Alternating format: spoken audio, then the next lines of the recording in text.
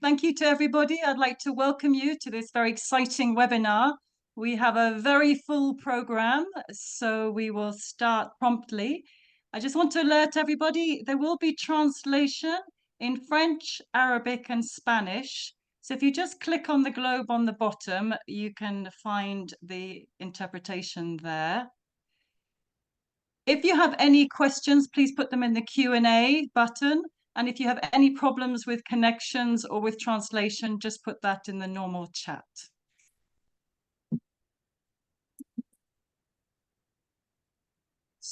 So we have this very passionate subject that very many people are interested in. So we've had a huge interest in this. It is being managed by the IFE Core Group, Webinar Working Group. There's been a series of webinars. And you can see from the slide that there's many, many partners that are involved. So we thank the supporting donors who have made this possible. The IFE Core Group is made up of many different international and national agencies and volunteers, individual members. There are a series of resources you can see with the QR code. So we welcome you to go to those. IFE as in infant feeding and emergencies. This meeting is really an exciting collaboration between the IFE Core Group, also the MAMI Global Network, which focuses on under 6 months and their mothers at risk, UNICEF with the Global Nutrition Network, and also the Disability Working Group. You can see on the slide our objectives for the meeting. We really want to share the resources that are available, especially with feeding problems, with children with feeding difficulties and disabilities. We want to sensitize the audience to some of the problems in the language. We want to raise awareness that it is possible to do things in emergencies for these affected children and caregivers. We're very excited to share a newly developed decision tool for emergency practitioners. So you'll hear about that, and that will be available for people to try and use. And we also have some experts on a panel who will try and answer some of the key questions. So with that, I will pass. We're going to start with a very brief Mentimeter to ask some questions. We will then have a brief presentation on the resources that are available, and then followed by a presentation on the new tool, followed by a panel discussion and question and answers. So we'll just move to the, today's presenters. We have Dr. Marco Kerak, who will be on the panel from the London School, Jodine and Alessandro from the IFE Group, and Bindi Borg, Linda from the UNICEF headquarters, Maureen will be speaking, as well as Kate Miller. So we can open the Mentimeter. We just have a few questions for everybody to answer. And please enjoy the meeting, and we hope that we'll have some lively interaction at the end with the question and answers. Thank you. Hi, Nikki. Thank you so much. It's Jodine Chase here. And to get us started, we're going to ask you a few questions about your level of experience with infant and young child feeding in emergency contexts, with infant and young child feeding and disabilities, and what facilitators and barriers you may have experienced in providing these kinds of supports in emergency contexts. So as you can see from the slide, we're using Mentimeter. Some of you may be familiar. To use Mentimeter, you can visit the link that has been posted in the chat, or the link that you can see up on your screen using any browser on your computer or on a tablet or on your smartphone.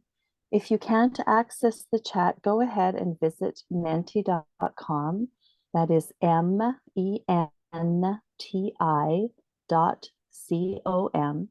and then enter the code for today's call. The code is 33630365. You can also use the QR code on the screen. And for those using translation, please choose yes or no in English for these first questions. And then for the third question, we welcome your answer in Arabic, English, French, or Spanish. So one more time, the code is 33630365. 0365.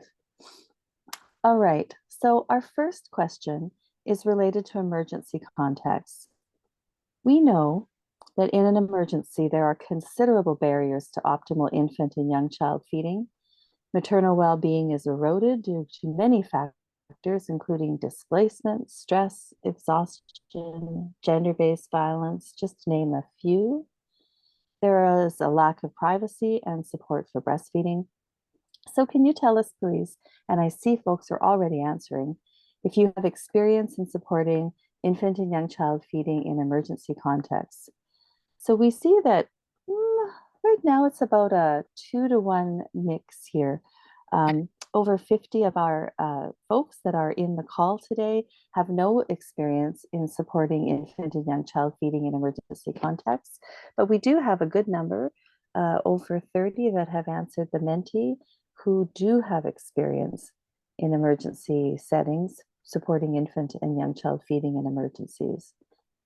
So for both of you, I think you will find that the webinar is going to provide useful context.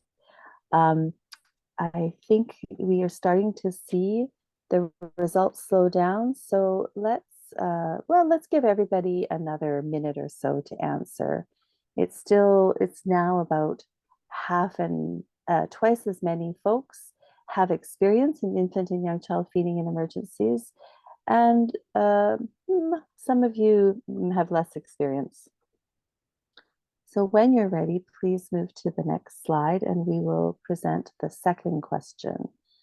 The second question is to get a sense from you if you have experience in supporting infant and young child feeding for those with disabilities. So not just specific to emergencies, but also in your general context. What is your experience level in supporting infant and young child feeding in those who have disabilities? And I see that the numbers here are a little more even, but it looks like we have more folks who are responding who are saying they don't have experience with supporting infants and young children with disabilities. So this session today is going to be really helpful for those of you who have no experience. And for those who are answering yes, we're interested in hearing from you about your experience too, so that we can learn from you. So we'll just wait for people to catch up to this next question, but it looks like we have a good number of answers in. Just one more time, if you're having trouble accessing Menti, you just go to menti.com and then enter the code, which for today is 33630365. And we're still getting a couple of answers coming in on this next question. So we'll give you just another few seconds, but I am anxious to move on to the third question because really this is where we want to get a sense from you about barriers and facilitators to supporting infant and young child feeding in emergencies with disabilities in emergency contexts. So please go ahead and move now to the third slide.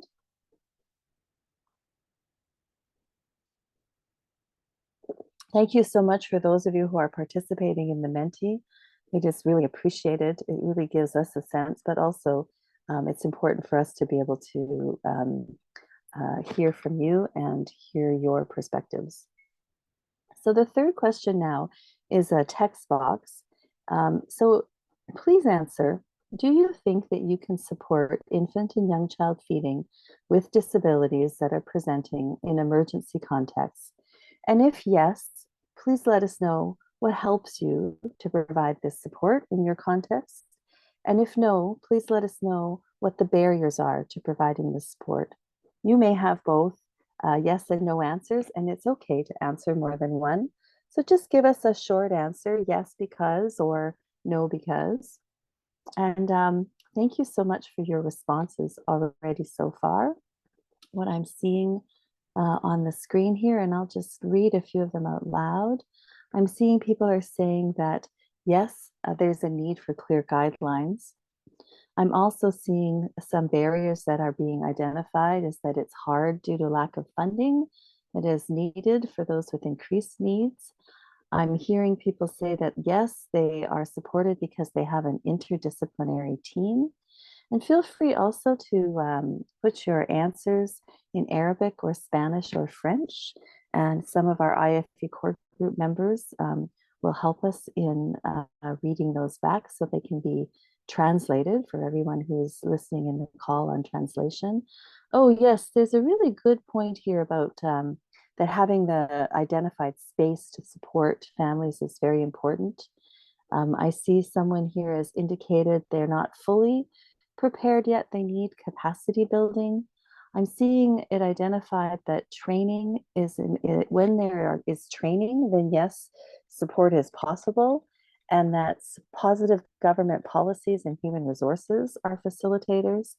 A barrier identified is a lack of access, a lack of material. Um, let's see, I see an answer here in French. Linda, if you could please voice the French answer. And then after you, there's one in Spanish, Peggy. Go ahead, Linda. Thanks, Jodine. I don't seem to see it on the screen. I think we may have scrolled past. Oh, there, it's being highlighted now. Can you see it?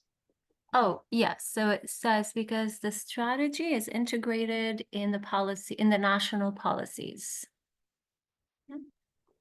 Excellent. Having integrated strategy and national policy is indeed a powerful facilitator. Peggy, can you see the Spanish one? Yes. So personal sensitivities,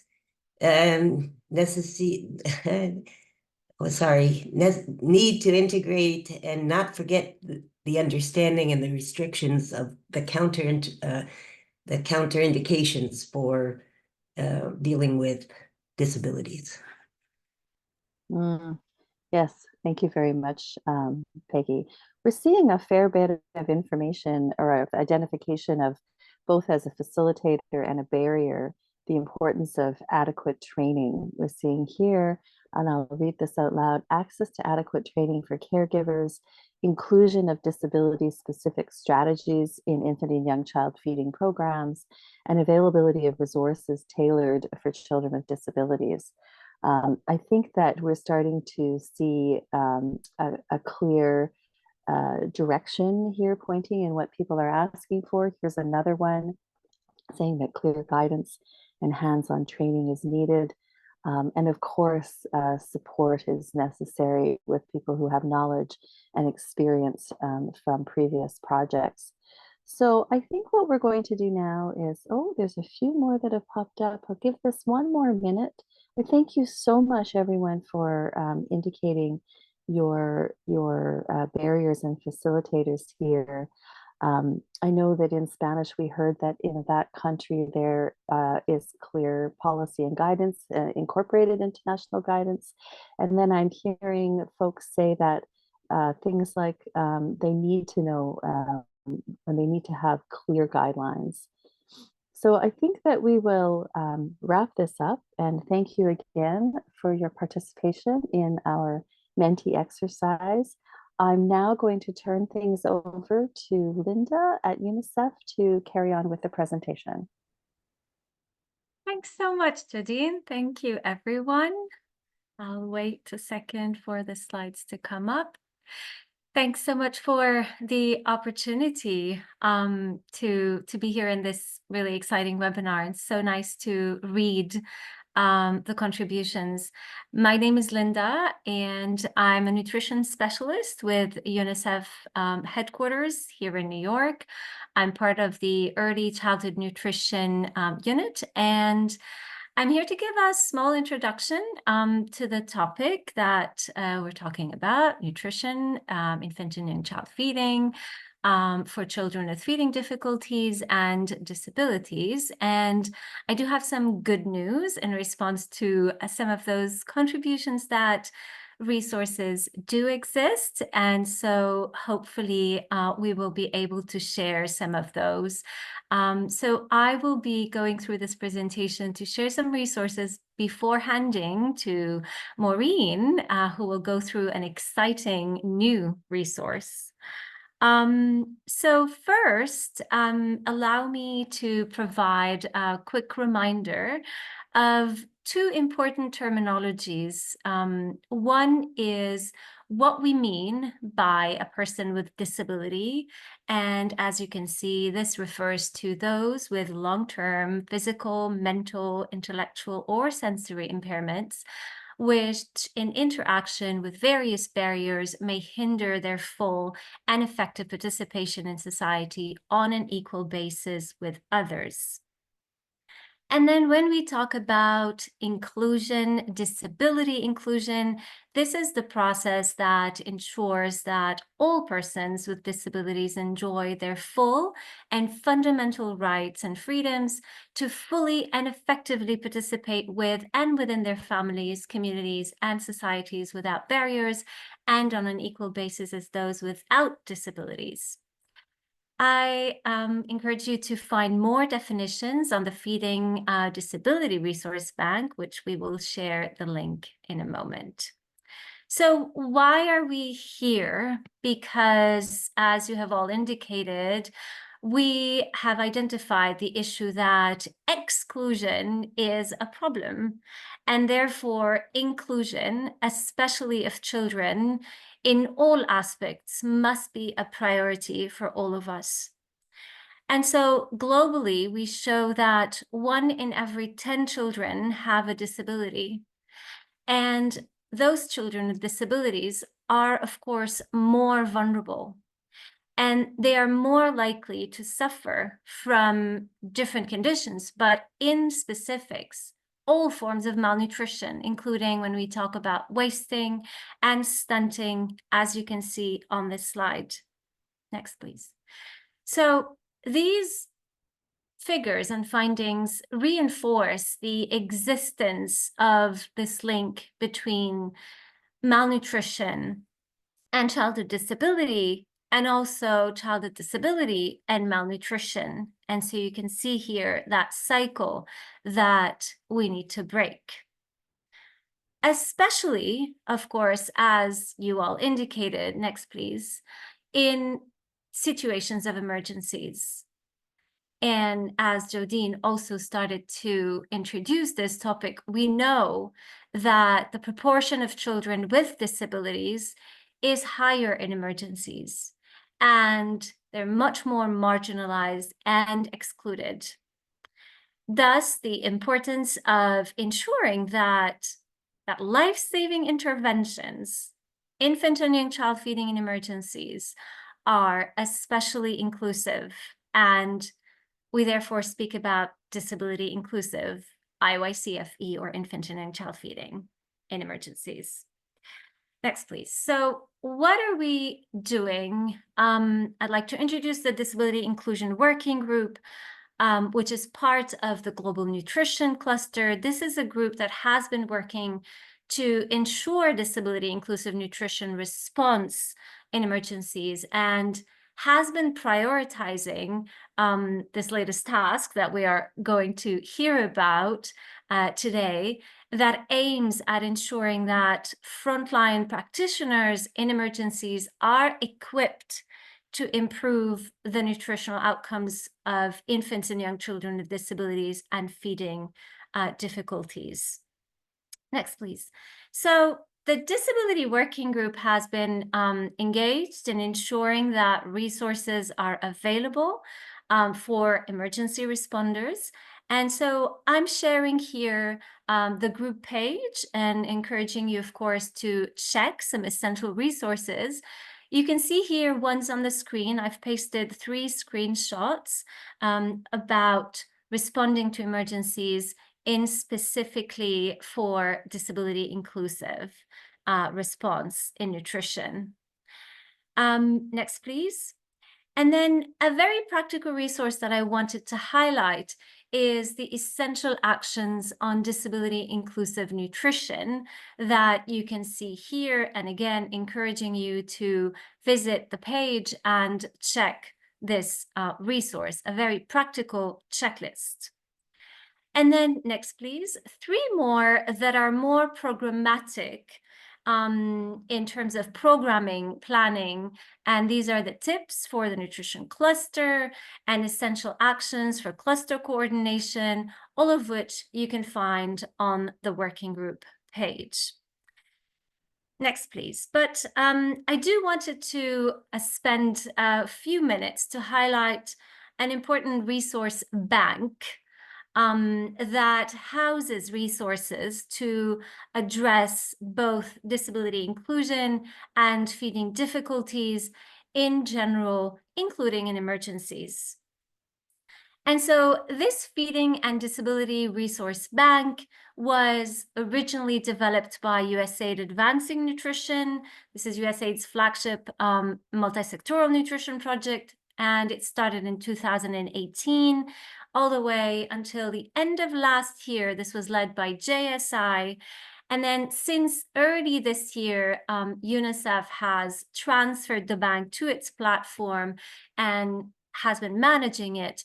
And so you can see here the link, and I encourage you to take a look at this resource bank, as it is a repository of essential resources around addressing feeding difficulties and disability inclusion in nutrition programs. Next, please. And so, Linda, have we lost yes, Linda? I'm here. Can you hear me? We can hear you, Yes. Linda. Yes. Okay, great. So the resources in the resource bank, just maybe a bit of detail here. These are grouped into 5 sections. You can see on the screen, including looking at identifying feeding difficulties, managing feeding difficulties. The page also has additional features where you can search by different technical areas, and you can also find original images when you visit the IYCF image bank, which you can also check as we share the link. In fact, I encourage you to navigate the IYCF image bank, which is another database of images that you can use for the development of disability inclusive resources. Now, within this resource bank, I wanted to just highlight a few of these resources that are on the bank.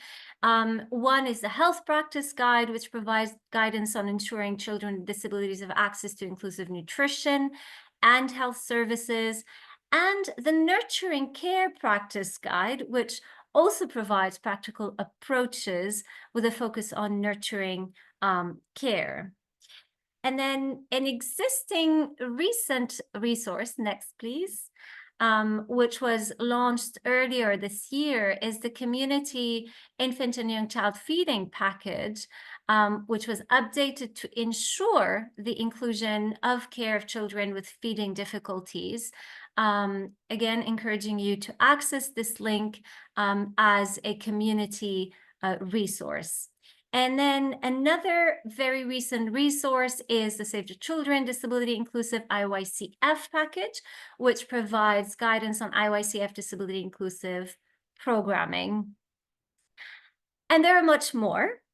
This is just a very small list of a few resources that the Disability Working Group found that exist, yet we are still finding challenges in terms of addressing the need. And therefore came that need to develop a tool that combines essential resources and provide a practical sort of roadmap to address the needs of infants and young children with disabilities and feeding difficulties. And given this heightened vulnerability in emergencies, the work for the development of this tool that Maureen will be speaking about emerged. And so with that, and next please, and the hope that sharing these resources and the work that the groups are doing would prevent exclusion, ensure inclusion, I'm going to hand over to Maureen. Thank you. Thank you, Linda. That was so wonderful. My name is Maureen Daikinga, and as a doctor of public health, a speech language pathologist, and a consultant, I have spent more than 24 years promoting the inclusion of infants and children with special healthcare needs. So I am delighted to present the work that we did with UNICEF with you today. Next slide. Okay, so the purpose of this project really overall was to prevent wasting and other forms of malnutrition, respond to nutritional needs, and mitigate poor nutrition by ensuring that nutrition in emergencies practices support all children, including infants and children with disabilities. And so the part that I really focused on for this was the response, the prevention, and the mitigation components in emergency settings. Next slide, please. The key deliverables for this project started with an inception plan that was developed, a strengths-based needs assessment that really focused on what's working, what's currently being used in terms of tools, in terms of technical capacity, in terms of policies, in terms of practices. And then a decision tool would be developed from that. We actually developed 2 decision tools. We developed an online and an offline twin. We created an e-learning module that's a very brief course that teaches how to use the tools, and it's very practical and hands-on and short. We performed a gap analysis and provided recommendations on areas where there are still gaps that we could be filling in with inclusive practices or tools. And we created a summary report where we put together all that information. Next slide, please. So one of the big questions was, how is this tool specific for emergency contexts? So the first thing, it was inspired by frontline workers working in emergency and humanitarian settings. They asked for this. You asked for this in many cases. It provides an entry point from those various emergency contexts, those phases, whether it be response, mitigation, or prevention. It is intended to be standalone, meaning that it doesn't require additional training and it doesn't require participation in a specific program. But it's not standalone in that it doesn't have to take the place of anything that already exists. It required us to use only open source content. So any resources that were built into a program that you would have to participate in or that were not open source couldn't be included. It didn't require any sort of course completion or attendance. That's not what it's intended to do. And it's not associated with, as I said, additional programming. It also builds upon the Assess, Analyze, Act model, which is currently used in emergency contexts. And we'll talk a little bit more about how we built upon that. So it's important to know what this tool does do, which is it provides a hands-on tangible resource. It does not take the place of a professional working with a health or a feeding professional. Okay, so I wanted to talk a little bit about how it was developed. We performed a very robust desk review. That's where we looked at all of the technical resources, the policies, the programs, the practices. And then we also conducted key informant interviews. So these were conducted throughout the project. The key informants were folks who represented implementing programs, overseeing programs, and those who have developed resources themselves. That information, along with the desk review, allowed us to perform a technical analysis, which was where we basically looked at all of the resources. We winnowed them down to 44 of them, which were reviewed and cataloged. And basically they were cataloged by what information we could take from them that would contribute to the tool. And then we did the same with the key informant interviews. We did a qualitative analysis, and this is where we took all of the salient content, the most important information that was shared. That could be language to use, that could be processes, that could be facilitators, that could be barriers. And we took all of that content and we categorized it. And all of those things allowed us to iteratively and collaboratively develop this tool. So there were many versions of the tool. It continued to develop, and as there was more contribution from more people, all of that information was incorporated into the development of the tool. Next slide, please. This was a one-pager that we added to the project. You can use this one-pager to let folks know what the tool is, who should use it, what it's intended to do, where it can be found.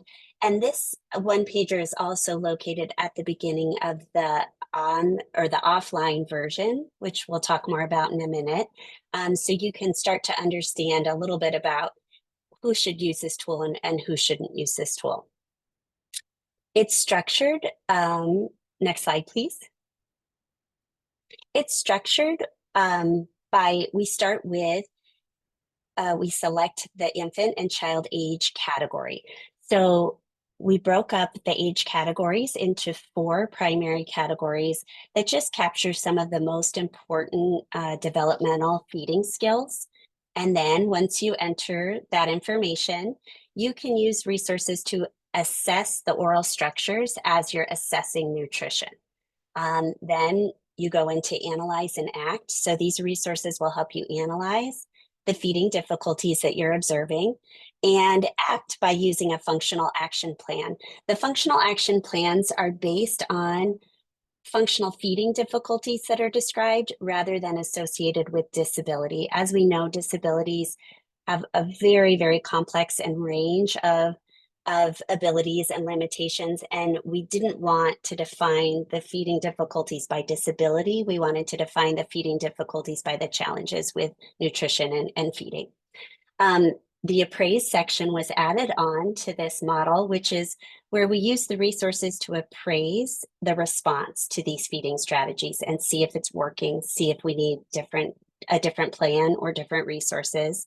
And then assign is where we really integrate these children, which we know, children who are in emergency contexts, we know infants, and we know children with healthcare, special healthcare needs and disabilities. We know that they are at very high risk to need other supports. And so we really wanted to show how they could be integrated into other programs. Next slide, please.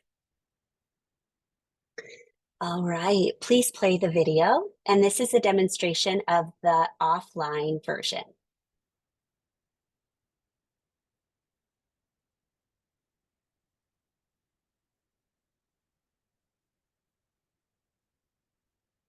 And I don't think we're hearing the volume. You may have to.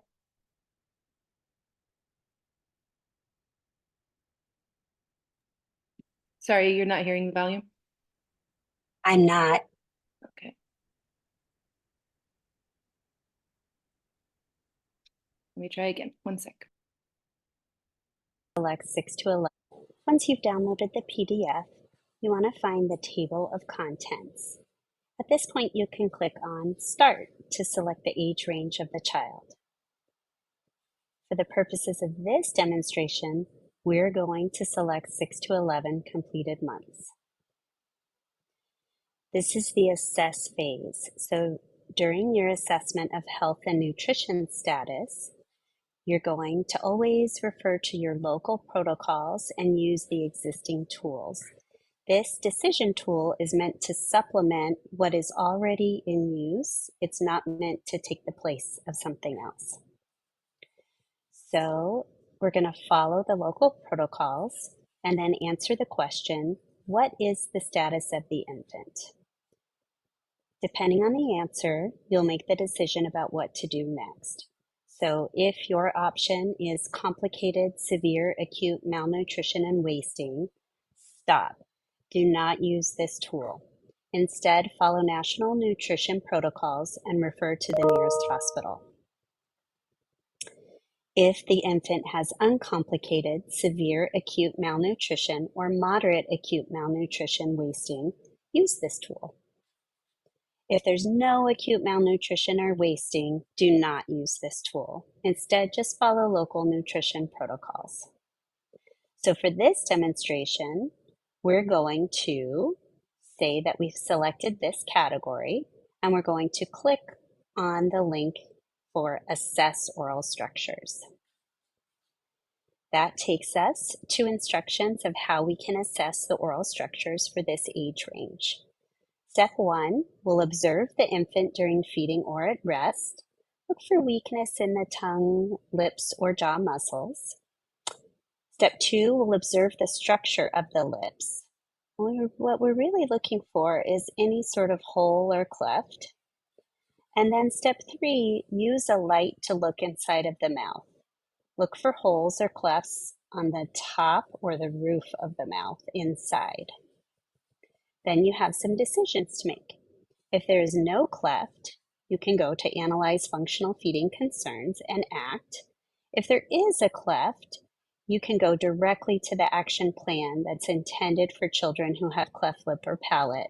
Liquid comes out of nose. For this demonstration, we're going to go to the next step, which is Analyze Functional Feeding Concerns and act. Click on that link and it jumps to that section for this age range. So the next step is to ask the caregiver, what feeding concerns do you have? Depending on what the caregiver shares, you'll find the functional feeding description that matches the most closely. So for this demonstration, we're going to select not gaining weight. And then we're going to follow this feeding action plan to address not gaining weight. Number 1, we're going to follow breastfeeding strategies, and that includes trying different positions.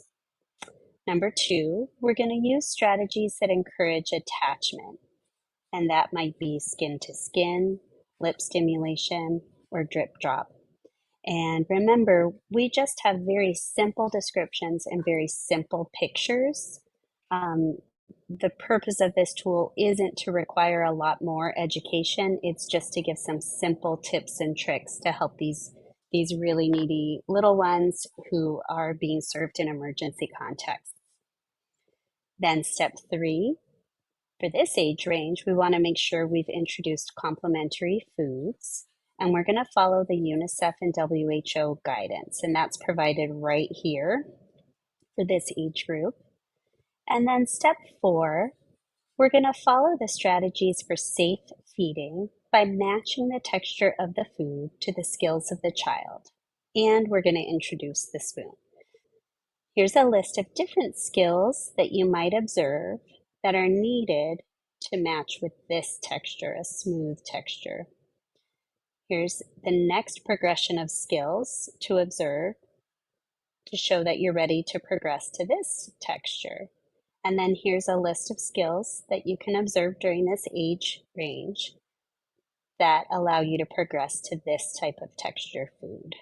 Now, each of the foods should be available and relevant to the culture and context where you're working, but as closely as possible, you want their consistency to match.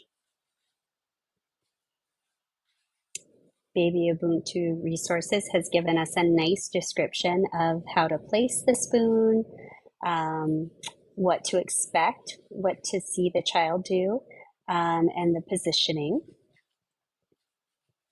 And then here's just some great reminders about we want to make sure the caregiver and the child practice good hand hygiene. We want to continue to breastfeed, and we want to support the infant on the lap while they're receiving spoon foods or solid foods, or in a specialized seating. And now we're ready to go to the next section. So this section allows us to appraise the response to feeding strategies. And what that means is we're just going to take stock and we're going to figure out if what we've tried has helped or not.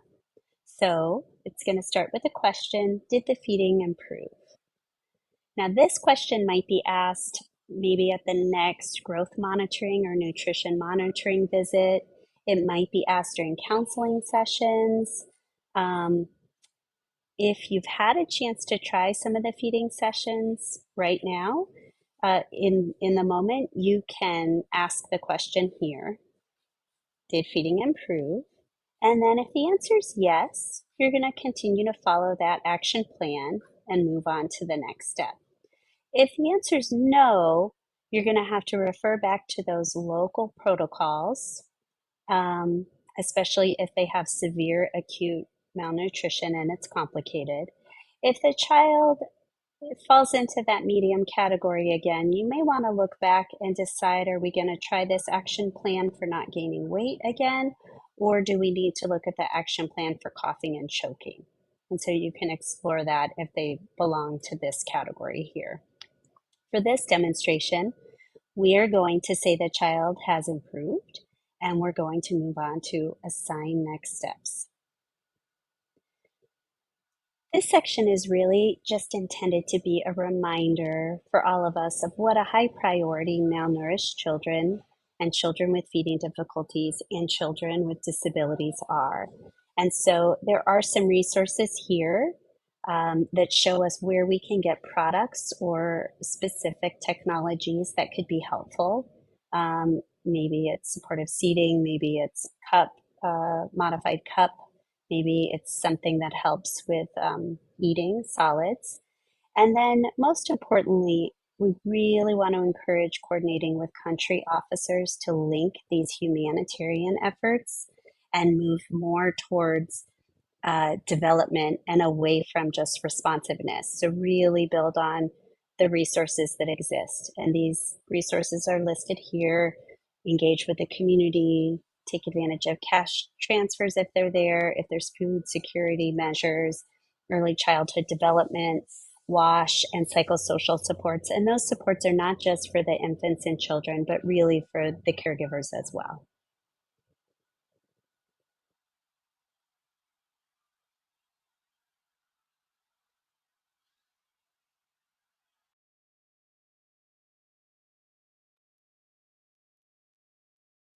Thank you so much. Now I'm going to just briefly go through our very first iteration of the online module. It's not quite ready to be shared broadly, but when it is ready, it will be on the web page with the offline version. And so I'll just show you, if you're able to use the online version, how quickly you can move through it.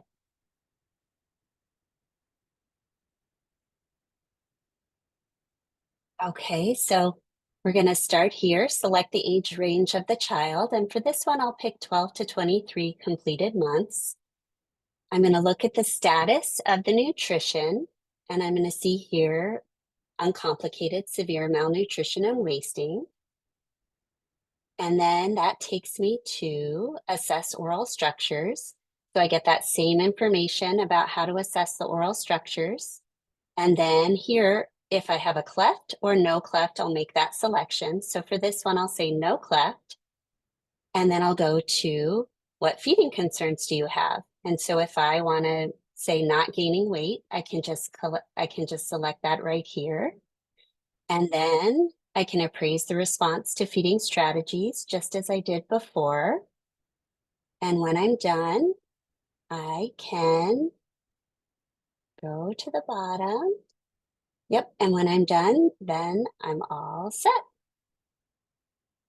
So I can look at appraised feeding. Did it improve or no? They still have complicated severe acute malnutrition. For this example, if I say yes, feeding is improving, then that takes me to go to assign next steps. And then I receive the same information here that I received in the offline version. So it's a lot quicker if you're able to access the online version, but both of the tools have the exact same information provided. The online version just navigates the user through a little bit more quickly. Okay, so in summary, the tools have 4 age categories. There's an online and an offline twin.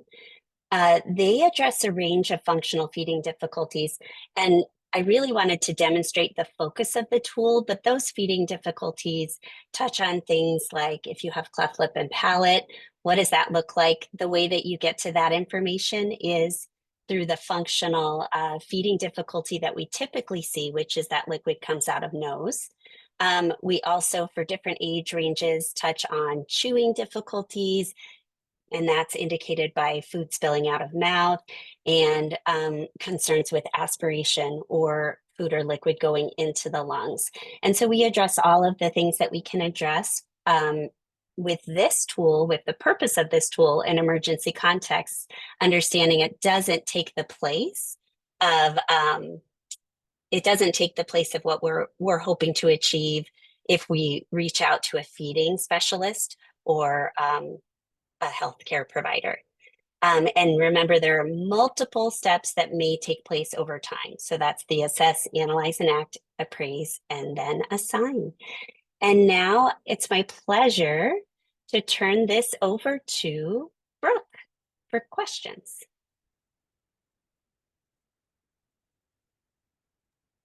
Thanks, Maureen. We have a few questions that have come through the Q&A. If for now, is the tool available in other languages?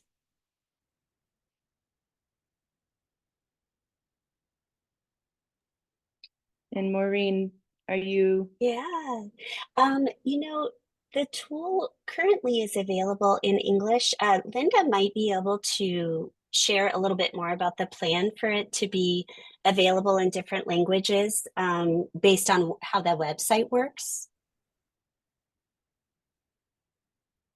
Linda, are you able to speak to that? Yeah, I can come in, and this is of course a conversation that applies to a lot of the tools that are developed, where you would have a generic tool, and then depending on the context and the usage of these tools, these would be translated.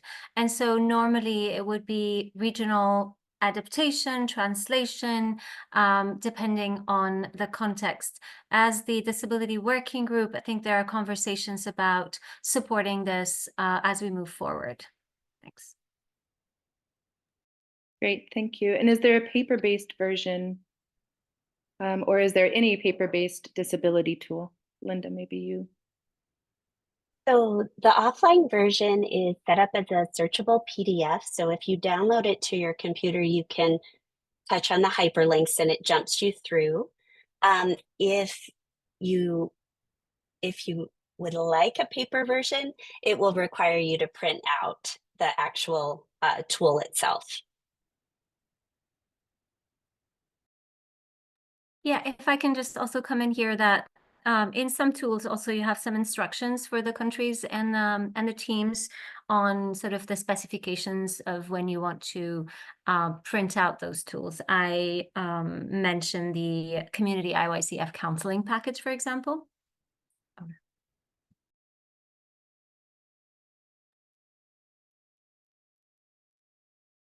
Thanks, Linda. Thank you very much. So a question specific to this tool, Maureen. As I understand, this tool is for children with acute malnutrition. How about those who may have feeding difficulty without acute malnutrition or wasting? Appreciating that it was mentioned to use local guidelines, but it's in their experience that they don't often exist. Oh, that's a great point.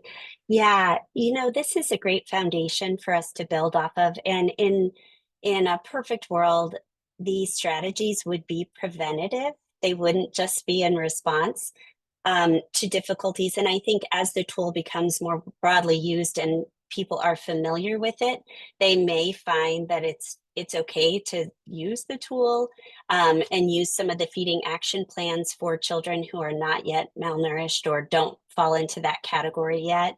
Maybe even for children who are just underweight. That was actually one of the gaps that we noted in the current protocols, is that there aren't a lot of services and resources available for underweight children until they fall into that more severe category. And so it's definitely a gap that I think we could address. It wasn't the purpose of this tool, but I think it could be helpful in the future to use some of these resources more broadly. Great, thanks very much. So we'll go to the panelist discussion. Thanks, Maureen and Linda. I'm sure there'll be more for both of you to jump in. And we'll have some questions that came in before when you were all registering, as well as some that have come in through the webinar. So I'd like to introduce Marco and Kate, and both of you, please, if you can, introduce yourselves for the discussion, and then we'll go into the questions. Thank you. Hi, everybody. So I'm Marco Carrack from the London School of Hygiene and Tropical Medicine. So I'm a paediatrician by background and currently working on severe malnutrition, disability overlaps, and with a particular focus on infants under 6 months. So yeah, delighted to see that group among the many represented in the tool. Thank you. Hello, everyone. I'm Kate Miller. I'm the Feeding and Disability Specialist at Spoon, and Spoon is dedicated to improving feeding and nutrition for children with disabilities and children without permanent family care. I'm so glad to be here. Thank you. Great, thank you very much. So we'll start with some of the questions that came in through the registration. Ray, would you like to go through some of those? Hiya, thanks, Brooke. Yes, so one of the questions we have is, what are some of the recommendations for cleft lip palate, and where can we find tools for this?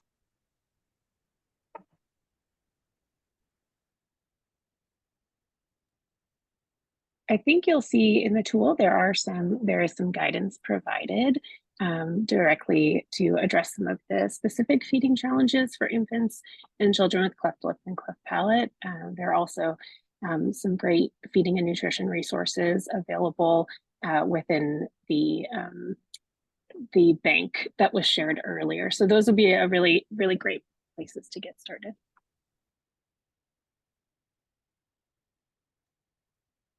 Thanks, Kate. We have another question here. How can we increase awareness in families and caregivers regarding the signs and symptoms of feeding difficulties? So I think that's Kate. Do you want to take that one first? Then I can come in. Sure, great. I think part of that is increasing our awareness as service providers of the signs and symptoms of feeding difficulties, recognizing those feeding difficulties early, and then providing strong counseling to caregivers so that as they feed their children multiple times a day, that they can recognize when their child is struggling, and they can begin to address those challenges. Yeah.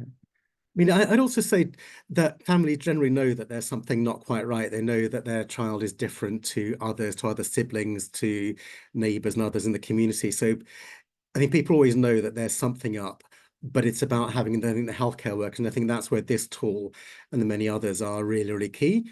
That sadly, they also know that if they go to healthcare workers, not much will happen. And I think that's where this tool actually fills a really key gap and a key area in that, by also heightening the awareness and getting some actual actions that healthcare workers will do, it'll transform that dynamic. So rather than to sit at home and know that there's something right, there's something wrong, but not know what it is, or not want to go because they're sure that nothing will be done, there will now be an incentive to go because they know there'll be action, there'll be responses, there'll actually be things that people can do. Thanks both. We actually have a few specific questions for you both as well. So I'll start with a question for Marco. What is the status of disability in the new 2023 WHO wasting guidelines? No, thanks, Ray, and thanks to that questioner. So I think that's a really important point. And I think what's great about the new WHO wasting guidelines, and I think many of the national policies, that they are mentioning disability now. So disability is highlighted. But I think one of the things that also came up is that there's a big need for practical tools, practical resources, because it's one thing having disability on the agenda, which is necessary, but it's not sufficient. And we need practical tools like the one just presented to actually operationalize that, to make things happen, to get actions in frontline clinical services. So it's there politically, it's there in policy, but the key thing is to make it happen in practice. And so I really encourage those on the seminars who share this tool, share others that are out there, compiled by Nikki and ENN and others, as well as by the UNICEF cluster to actually make it happen on the front line. Thanks so much for sharing that information, Marco. Really great to hear more on the inclusion of disability in the WHO guidelines. Kate, if I can come to you for our next question. How can we support infants with feeding difficulties and disabilities when we work in a context where there are no tools or equipment? Thanks, Ray. You know, a lot can be done by frontline workers, but that doesn't exclude the need to continue to invest in skills and referral services. But to keep it practical, I would say first would be prioritizing safety. So safe and efficient feeding should have minimal risk for aspiration. So when the food or liquid goes into the airway instead of the stomach, it should provide sufficient nutrition for healthy growth and development, and it should be pleasurable. So safety means preventing or reducing the risk of infants or children choking or aspirating. Part of that is, as we discussed, is recognizing the signs of feeding difficulties and the signs and symptoms of aspiration. So this could be as simple as coughing and choking, or a wet sounding voice, watery eyes when their face changes color, change in breathing, congestion, runny nose, those sorts of things. And then encouraging caregivers to position infants and children as upright as possible. So, you know, individualized care is critical. So each child may need something slightly different, but in general, as upright as possible is a safe position for infants and children. So you could use towels or cushions or blankets rolled up to help get a child into a more optimal position, and that sort of prioritizes safety for them. Secondly, I'd say we want to promote responsive feeding, and this is an area that you all are very skilled at. I think that includes watching for and responding to hunger and fullness cues, especially for children with disabilities who may not have the communication skills you'd expect at the age that they are.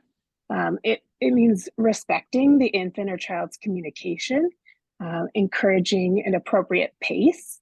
So offering bites of food when the child indicates hunger, when they indicate they're ready for the next bite, and when feeding a child sitting at eye level with that child. And then third, I would say encouraging do no harm.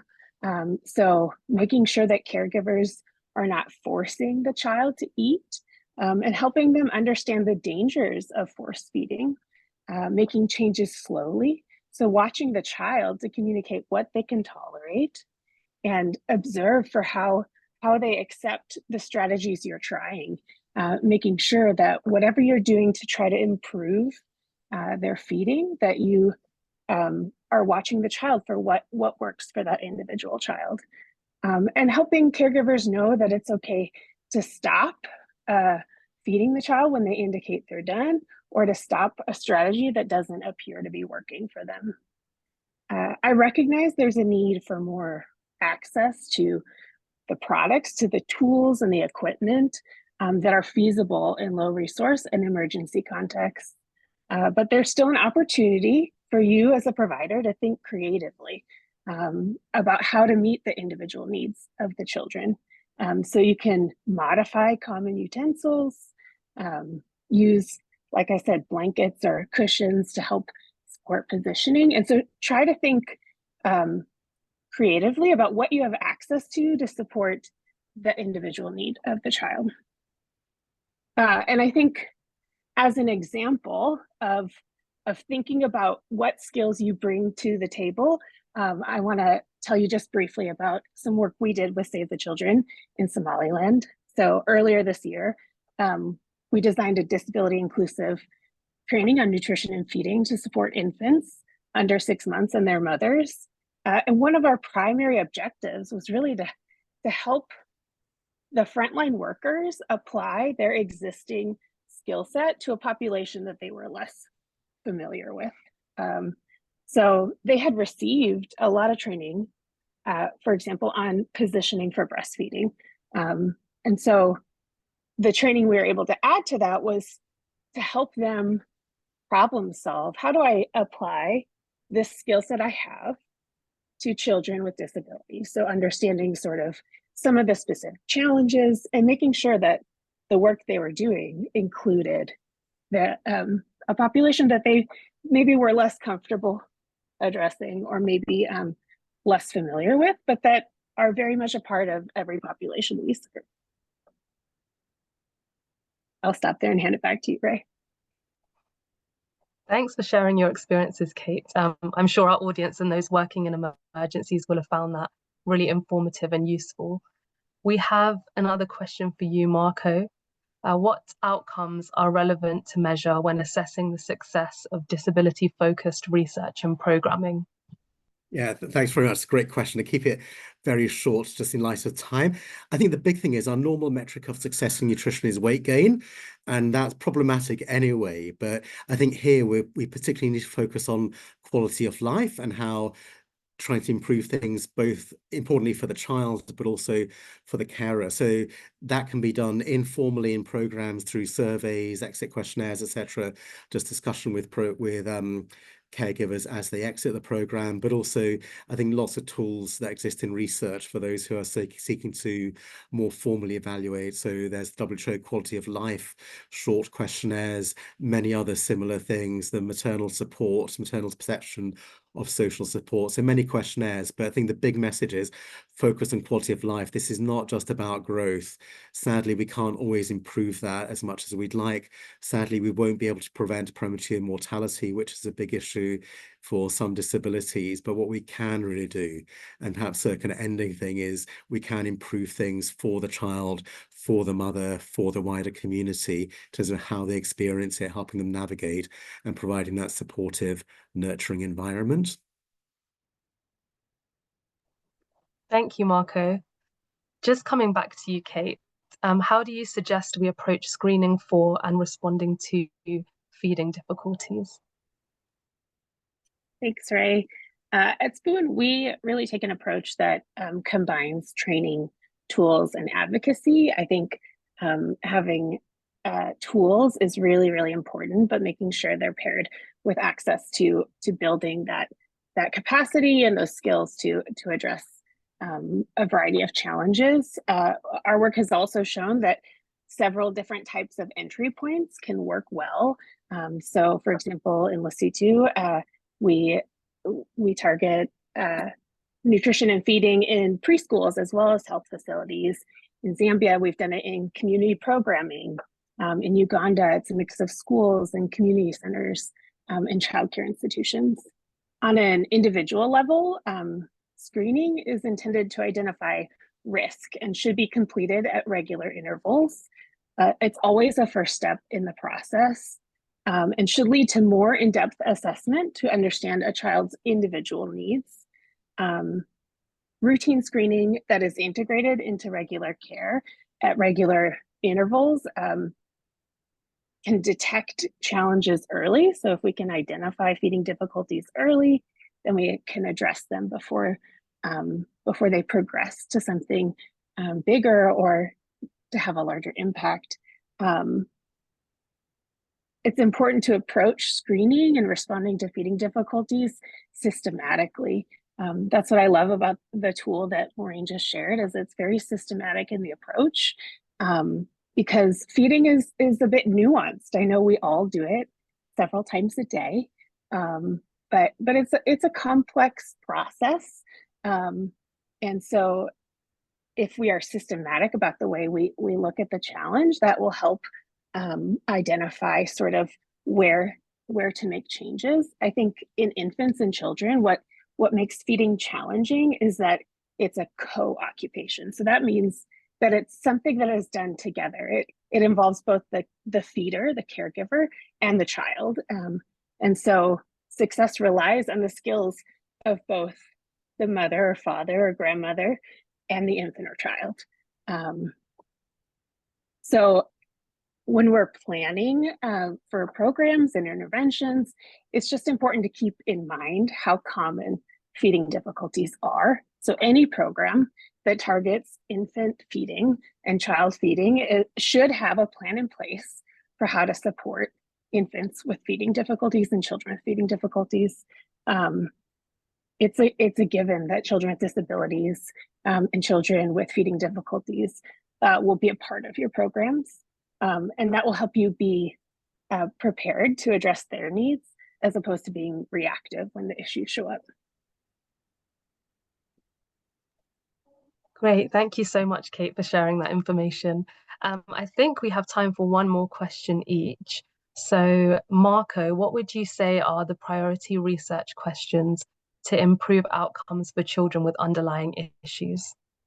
Thanks very much. I think that's a great question. I think it's both research questions, but I think research methods. So one thing that I learned from the WHO guideline group is that what's really needed are intervention studies. So I think we have lots of good experiences, lots of good programs, but I think it's really important to have some intervention data to test what actually works, how it works.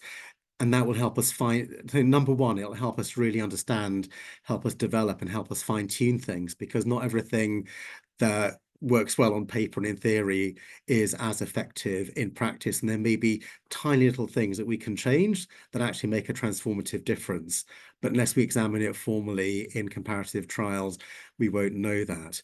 And I think the other thing is that policymakers really need that slightly harder evidence sometimes to justify resources, spending, and investment in this really important subject. So we need to give them that harder data through intervention trials and complement it, I think, with making the economic, but also I think really, really importantly, the social, the feasibility, acceptability, and the needs case for disability. So really complement it by highlighting that this is a subject which is in demand, it's needed by both families and communities and by healthcare workers, and then it is feasible, it's acceptable, it does work.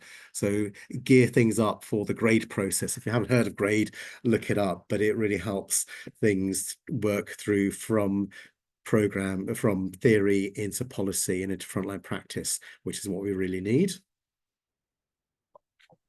Amazing. Thank you for highlighting those key areas. And a final question for you, Kate. What can nutrition programs do to be more inclusive of children with disabilities? Thank you, Ray. I think that programs need to include children with disabilities in any program design and plan. Like I said, taking it that it is a given, that some children will have disabilities or feeding difficulties rather than being reactive. I think it's important to remember sort of that twin track approach, that it's important that mainstream services address the needs of children with disabilities, but that also that we're strengthening systems to have those targeted indicated services that address specific needs. There's a lot that can be built on. So, existing breastfeeding support, if we strengthen that to ensure that those frontline workers are equipped to also address the breastfeeding needs of infants with conditions. I think there's a lot that can still be done, but I think accessing those resources creatively currently will help frontline workers address needs while still seeking opportunities, funding policies that make our services more inclusive. So ensuring that our program design is inclusive, investing in mainstream inclusion, support for caregivers and frontline workers, and reflecting that priority in sort of international guidance, data, accountability frameworks, and aligning with the disability rights movement. Great. Thank you, Kate. And thank you both for your thoughtful answers and for sharing your experiences and expertise on this panel discussion today. I will pass back to Brooke as we now enter into the next part of our Q&A, which will be an open Q&A. Thank you. Thanks, Ray. So I have a question. I'm going to summarize a couple questions that are kind of on wider disability. So for other disabilities outside of cleft lip, cleft palate, we have a specific question about NOMA disease, about diabetes, for example. Are there resources that address kind of wider disability as well? I mean, maybe I'll kick off with the NOMA disease, but I think it's a good example of something that really benefits from very early intervention. So just reading an article about it recently, and unfortunately for advanced NOMA, the outcomes are poor, and it's a very, very difficult, if not impossible, to fully treat. We don't fully understand what causes it in terms of bacteria, etc. So, but what makes a transformative change is identifying at those very, very early stages. So again, it's about healthcare workers being aware, because families 100% will spot there's something not right, but they need to be backed up when they actually present and when they ask the question. So it's about early referral, and again, being aware of what are the local organizations who can help, who can support. There are specialist organizations available worldwide, but it's the kind of thing we need to be having conversations between health, nutrition programs, and the much wider supportive situation long before the patients actually arrive. So, one thing that we did a long time back in Malawi is put together a directory of disability-related services, which might have things like NOMA, have things for supporting children with specific forms of disability in the community, and help bridge those referral links so they can be sent, they can be shared, and that the follow-up can be done. So yeah, in summary, build bridges, get to know who are the other services around and who might be able to help with a whole variety of different things, and do that well in advance of patients coming in. Great, thanks, Marco. Another question. In a context of security crisis, we do surveys to identify food culture and vulnerability in order to meet their food needs. Once we've identified the types of food that the affected community consumes, that's our first step. So the question is, if the food that the community consumes is scarce in the first place, what can we do to anticipate nutritional needs adapted for disability in that context? So I think it's kind of more thinking ahead and planning. How can we identify in that first assessment phase? And who would like to take that one? I mean, I could perhaps just mention first off, if Kate comes in the second part of that question, but what would be really key is actually to have disability asked about in the survey, because I think very often it's not, it's neglected. And the reality is, if we don't look for something, there's very, very little chance we won't see it, even if it's all around.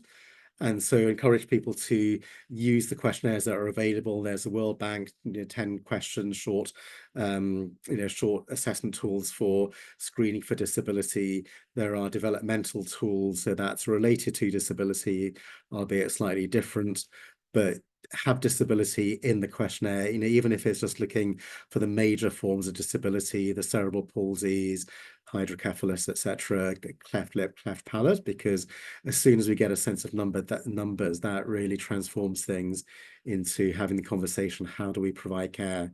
How do we provide support? How do we make things better for affected individuals and their families?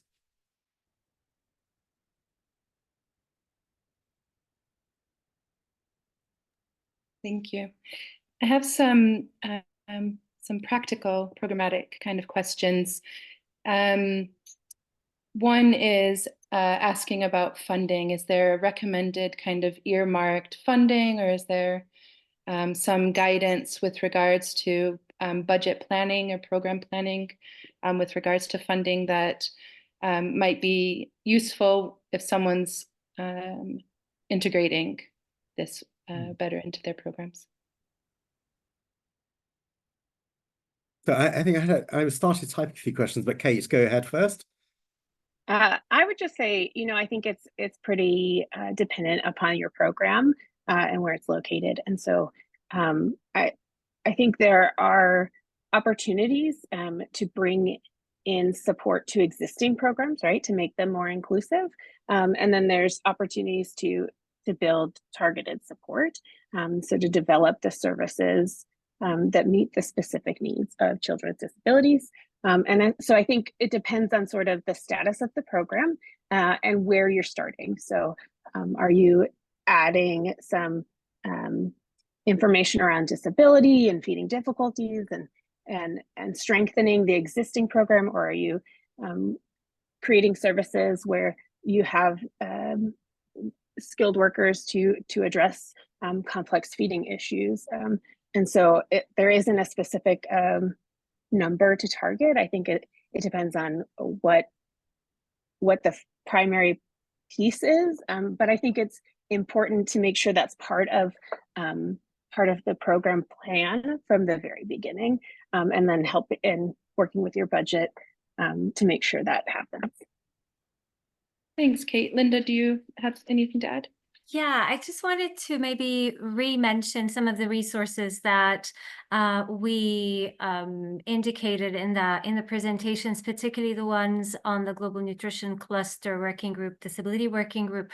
There is a tip sheet, particularly for the HRPs, and and I think it's useful to use these tools to help with the planning and the budgeting, right? So if we plan ahead, including in the assessment, including in the risk analysis, including in what is our inclusive response, and what is our monitoring, etc., and all of these would help us to include that budget and not necessarily have it like a distinct, right? It needs to be integrated within, and therefore I think these tools would be useful for that. Over. Thanks. I think maybe to add to that it's an important point that Linda makes, that actually this doesn't need a whole separate independent program. It's about integrating it. So it'll be mainly the same staff doing it, using the same approaches, just delivered in a slightly different way. And I think it's also important to remember that just being caring and kind when you're assessing patients is completely free, and actually makes the consultation a lot more satisfying, not only for the carers and the child involved, but also for the healthcare worker. So, and that goes across not just disability nutrition, but that goes across all areas of healthcare. So I think lots of the skills that are actually key to making this a success. So looking at empathetic, good communication, actually communicating rather than just talking at people, listening to people and trying to identify what are their concerns, what are their questions. I think that's completely free, very doable, and that would be transformative not only to this aspect of care and programming, but actually cross-cuts across all aspects of what we're trying to do in the wider healthcare community. So just having it as part of training would actually really help with many other things as well, and is cost minimal. Great, thank you. And actually that links to a couple more, which I'll mention just now regarding trainings. Perhaps we can put some links in the chat to direct participants to some of those trainings that are available.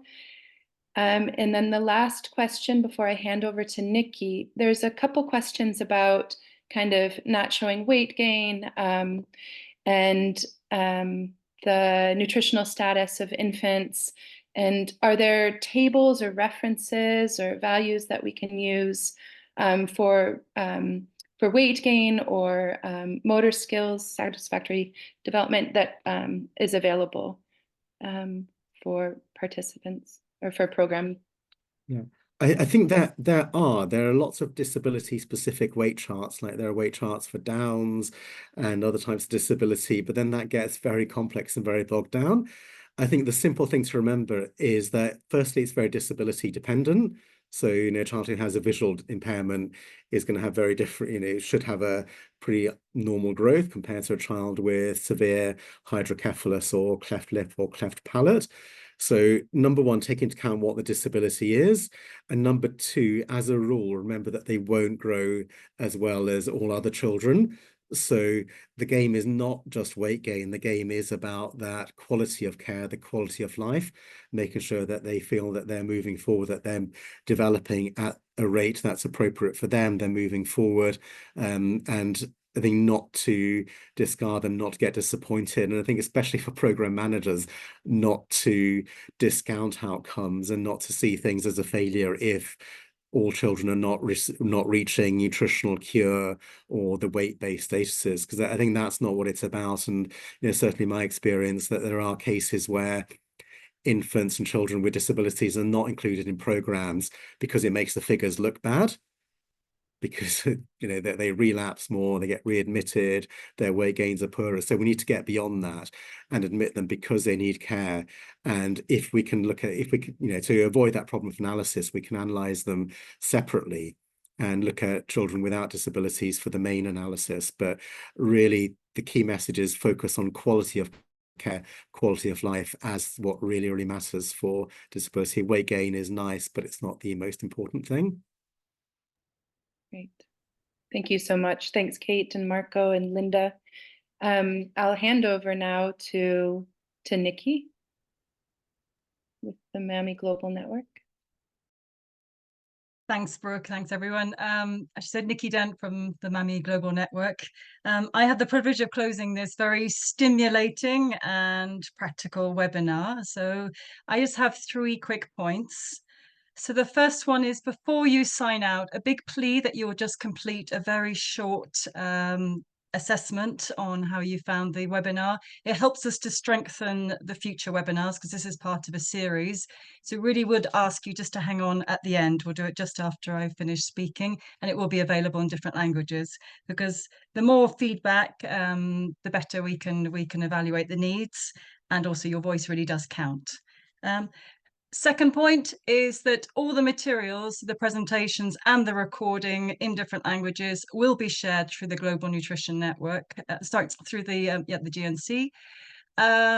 We are aware there were many questions sent in before and also during this webinar, so we will try to look at those and collate some responses to those as well. This webinar is just part of a step of many things that people are trying to do with disability. If there are specific wants or questions, there is a help desk, and there's also technical support through the Global Nutrition Cluster. You can see the QR code on the screen. So if you need remote or in-country support, hire a consultant. Technical, this can be for infant feeding, it can be for acute malnutrition, under 6 months, wanting peer support. You can look at this. There's also IANET have a question where you can actually pose questions in the box 4 there. So please do use these, because the more we ask questions about feeding difficulties and disability, the more we will raise the awareness with donors, with policymakers, with researchers. Next slide, please. Back, yes. Okay, so this shows you the website. So it shows you how you just click. It really is very quick and easy, about 5 minutes, and it's available in different languages. So we do encourage you to use this for questions or requests for technical support. And before we go to the webinar evaluation, the last point I have is just a huge thank you to everybody. Alessandra Lilamo, who's really led us through this and coordinated us, because it's been fantastic to have the different groups come together, the IFE core group, the MAMI Global Network, the Disability Working Group, UNICEF and the Global Nutrition Cluster. It's been, and many volunteers have been behind the scenes. So huge thanks to all of those. A big thanks to our speakers and panelists, Linda, Maureen, Marco and Kate. You've been very great at answering those, and we will continue to try to address the various questions. And thank you to our translators who have been keeping up in Arabic and Spanish and French. We really want to make this accessible to as many people as possible. We will try to share the resources again and the various training resources as well. And thank you lastly to all those who have participated. We know many of you are on the front line, so doing valuable jobs and very challenging professionally and personally. So we hope this has been valuable. And as we said, it's part of many things that are going on. So I will pass you now to the evaluation. Please just do this for us. Your voice does count. And thank you, Asante Sana, Shukran, gracias. What else have I said? It's been really good.